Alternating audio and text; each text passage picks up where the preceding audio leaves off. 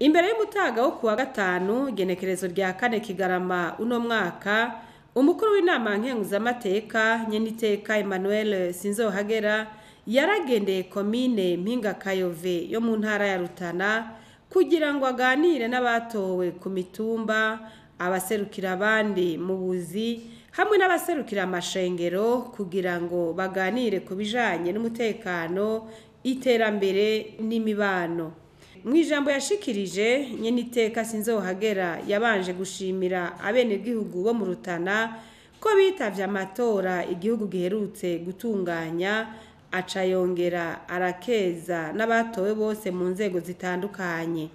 Yarashimye ingene amahoro n'umutekano birangwa muri iyo ntara, aca asaba kugwanya ivyo vyose vyoza biwuhungabanya, vyaba ivyerekeye imanza z'amatongo, uguharika, gukora no kudandaza inzoga zitemewe n'amategeko n'ibindi. Nanezerejwe na raporo canke ijambo ry'ikaze kwa Mustanteri yaduhaye, kuko bigaragara ko abarundi twamaze gutahura ko inyuma y'amatora canke mbese no matora ibikorwa by'iterambere bibandanye. Hari igihe twahora tubona nkaho umenga haje amatora wamenga ubuzima burahagaze, mbere abantu bakagira ubwoba, bamwe no guhunga bagahunga, ariko turashima Imana ko aya matora twayatunganije bari barahunze bari kubahunguka, kandi abarundi bakaguma ku kivi cy'ibikorwa byo kwiteza imbere. Amatora twagize mahoro n'umutekano ntangere, kandi byose bikagenda neza. Turashima ko umutekano n'amahoro mu ntara ya Rutana cyane cyane muri no komine bimeze neza, byifashe neza, bigaragara yuko abenegihugu batahuye akamaro k'amahoro.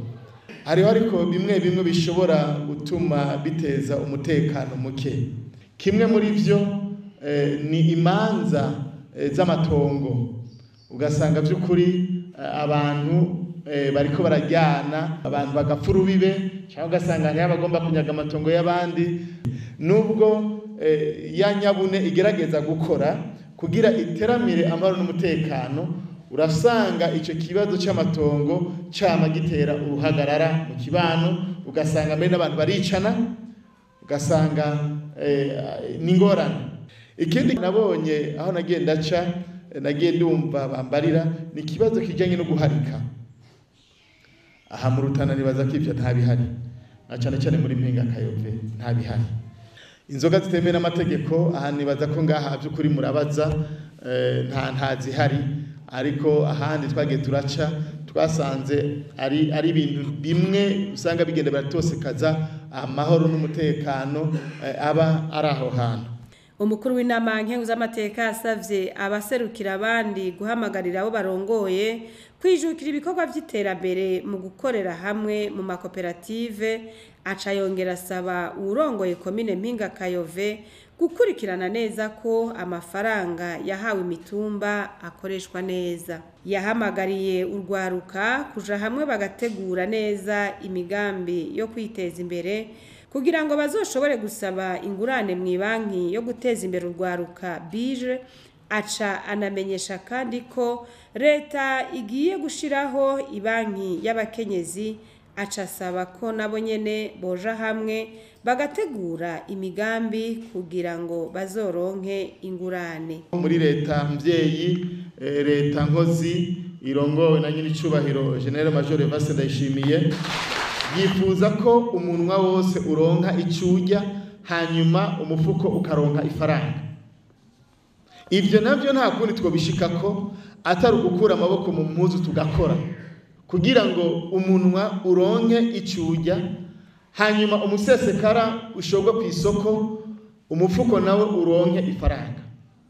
Ibihugu mubona byateye imbere, ndakunda cyane gutanga akarorero k'igihugu cy'Ubushinwa. Igihugu cy'Ubushinwa nta myaka irenga 30-40 iheze bateye imbere, ariko hari ibanga rimwe batahuye. Ibanga rimwe batahuye nk'Abashinwa, bavuze bati imbere yuko dukora ikintu cyose reka tugwize umwimbu tugaburire abenegihugu. Niyo mpamvu muri no leta mvyeyi leta mvyeyi ihagaze cyane ku kintu cyo gukorera hamwe, kuko abashinwa icyabateje imbere bagiye hamwe bagira urunani, ufise ingufu akazizana, ufise amafaranga akayazana, bose bashira hamwe ingufu hanyuma barateza imbere igihugu cyabo. Nimba dukeneye ko igihugu cyacu tukizamura, kandi birashoboka kuko uburorero burahari. Kuva 2015 aho muzi igihugu cyaciye mu gihuhusi, hanyuma abahora bitwa ko bafasha igihugu bakikata, kuva 2015 ni naho abakozi ba leta batasubiye kurenga itariki 30 badahembwe. Ni naho uno munsi tugeze ku bice hafi 90% by'amafaranga atunganya igihugu ava ngaha mu gihugu hagati. Nibwo bwa mbere dutunganije amatora mu mufuko w'ikigega cy'igihugu, amatora 3. Kare twara dukoma amashi tuzeye hanze. Byumvikana yuko gutera imbere mu gihugu cyacu cy'u Burundi birashoboka. Bisaba ko abantu duhindura ivyiyumviro, tugahindura ingendo, hama tukiga gukorera hamwe mu makoperative. Ko leta y'u Burundi yamaze gushiraho uburyo bwo gushigikira ivyo bikorwa by'iterambere mu gutanga miliyoni 10 kuri buri mutumba, mu gushiraho amabanki yoshigikira ibikorwa by'iterambere. Enda banyakubaho muri ngaha dukura amaboko mu mpuzu, kuko iterambere no gusigana. Ugwaruka banyakwa mwatwe ku mitumba, genda mubwira ugwaruka, leta y'u Burundi yarashizeho ibanki y'ugwaruka. Iryo banki iki nuko ugwaruka ruja hamwe rukagira imigambi yotuma witeza imbere, bakaca baza kwa mustanteri akaraba umugambi bakoze, hanyuma abonye ari umugambi mwiza akamanuka ku hariya ku mutumba akaraba mbega muzorangurira hehe, muzokora iki, akakurikirana. Abonye ari umugambi mwiza akaca ashirako igikumu, bakaca bagenda Igitega bakaca baka ingurane ku bice 7%, aha yandi mabanki usavye ingurane ari bice 20%. Umukuru w'inama nkenguzamateka yarakeje abene gihugu bo muri komine Mpinga Kayove kubona mu mitumba 32 igize iyo komine 10 muri yo imaze kwiyubakira ibiro vy'abatowe ku mitumba. Yongera arashima igikorwa c'iteka abanyarutana bariko barakora mu kwiyubakira ibiro vy'intara. Muri iyo nama nyene iteka Sinzohagera yahamagariye abatowe kubera abavyeyi b'ukuri ababatoye mu kubatunganiriza bose atankunzi. Aca basaba no gukoresha inama rimwe mu kwezi abavuka mutumba kugira baganira ivyerekeye iterambere ry'umutumba. Nagira ndabakeze by'ukuri, ndabakeze kuri iyo ntambwe maze gutera, mukaba maze kugera kuri urwo rugeraho imitumba 10 kuri 32 imaze kuduza inyubako zaho bajya batowe ku mitumba bakorera. Banyakubaha mwatowe ku mitumba, negenda babwire uno munsi uruhara rwanyu mutegeza gutahura muri leta mvyeyi, leta nkozi. Ubundi bajya twatoye ku mitumba nibo jisho rya nyene cyubahiro mukuru w'igihugu cyacu Burundi kuri uriya mutumba, kandi nabo hagarariye leta nkozi kuri uriya mutumba. Uti kubera iki? Bariya mbere gihugu bagutoye bifuza ko batunganiriza muri ibyo bibazo.